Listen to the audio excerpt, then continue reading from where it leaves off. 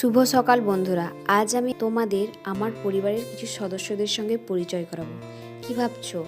আরে না না, এরা কিন্তু মানুষ নয়, এরা হলো আমার সবুজ শান্ত অথচ অসম্ভব ডিমান্ডিং ফ্যামিলি। আজ আমি তোমাদের এদের সঙ্গেই আলাপ করাবো। চলো প্রথম সদস্যের সাথে দেখা করা যাক।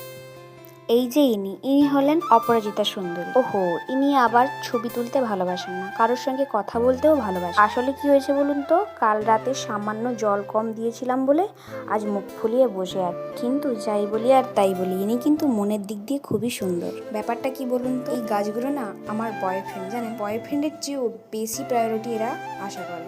যদি রোজ এদের সঙ্গে কথা না বলি তাহলে আবার এরা আমাকে আত্মহত্যা করার হুমকি দেয়। এবার পরিচয় করিয়ে দিই আমার সবচেয়ে সুন্দরী সদস্যর সঙ্গে। ইনি হলেন মিস জবা। ইনি আবার এখন মেকআপ করে বসে আছেন যে কখন সকাল হবে। ইনি হলেন আমার কাঁটার রাজা ক্যাকটাস। ইনার দিকে আবার তাকানোই যায় না, আমার তো তাকাতেই ভয় লাগে। এই গাছটাকে দেখো, এটা কি গাছ যদি তোমরা জেনে থাকো তাহলে আমাকে অবশ্যই কমেন্টে জানাবে।